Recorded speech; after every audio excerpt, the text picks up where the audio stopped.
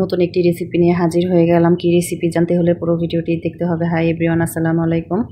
আশা করি সবাই অনেক ভালো আছেন। আলহামদুলিল্লাহ ভালো আছি। দুটো ডিম দিয়ে কিভাবে মগজ ভুনা করলাম সেটাই আপনাদের শেয়ার করব।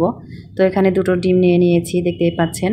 তো ফার্মের ডিম আর হচ্ছে অনেকটা পেঁয়াজ, কাঁচামরিচ তো আমি কেটে নিয়েছি। তো এবার আমি তেল দিয়ে দিলাম প্যানে। তো তেলটা গরম হওয়ার পর পেঁয়াজ কুচি দিয়ে দিচ্ছি। পেঁয়াজ কুচি দেওয়ার পর আমি ভালো করে ভেজে নেব। তো এরপর কাঁচামরিচ ফালি দিয়ে দিচ্ছি। তো এখানে তেলটা বেশি নিতে হবে, কারণ এটা একটু তেল বেশি লাগে। তো আমি এটা নাম দিয়েছি ডিমের মগজ ভুনা। তো এটা আমার রেসিপি, তো এটা কারোর রেসিপি না। তো দিয়ে দিচ্ছি সামান্য লবণ, দিয়ে দিচ্ছি হলুদ গুঁড়া, তারপর মরিচ গুঁড়া। তো আমি ডিম অনুযায়ী দিয়েছি, আমি যেহেতু দুটো ডিম করছি ভুনা এখানে, তো এর জন্য অল্প করে দিচ্ছি। আর আপনারা বেশি যদি করতে চান তাহলে অবশ্যই একটু বেশি করে দেবেন। তো আমার পেঁয়াজটা প্রায় বাদামি কালার হয়ে আসছে। তো এই পর্যায়ে আমি ভেঙে রেখেছি দুটো ডিম। তো ডিম তেলে দিয়ে দিব। তো দেখতে পাচ্ছেন আমি কিন্তু তেলটা অনেক রেখেছি। তো ওই পেঁয়াজ ভাজা তেলের মধ্যে আমি সাইড করে ডিম দুটো দিয়ে দিচ্ছি। তো ডিমগুলো একবারে শক্ত করে ভাজবো না, তো হালকা একটু ভাজা হওয়ার পর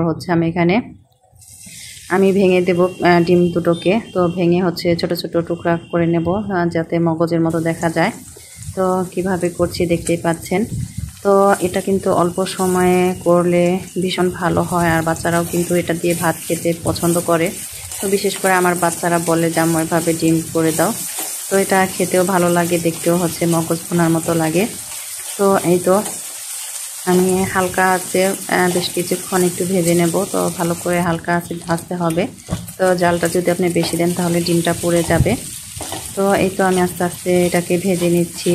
তো দেখতেই পাচ্ছেন। তো আপনারা অবশ্যই বাসায় ট্রাই করবেন। অল্প কয়েকটা উপকরণ দিয়ে কিন্তু বাসায় এভাবে ঝটপট বানিয়ে নিতে পারেন মগজ ভুনা। তো দেখতেই পাচ্ছেন এখানে আমি ভালো করে ডিমের সাথে পেঁয়াজগুলো মিশিয়ে দিচ্ছিলাম।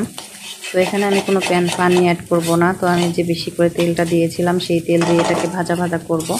তো তেলটা যখন একটু ভেসে উঠবে তখনই আমি এটাকে নামিয়ে নেব।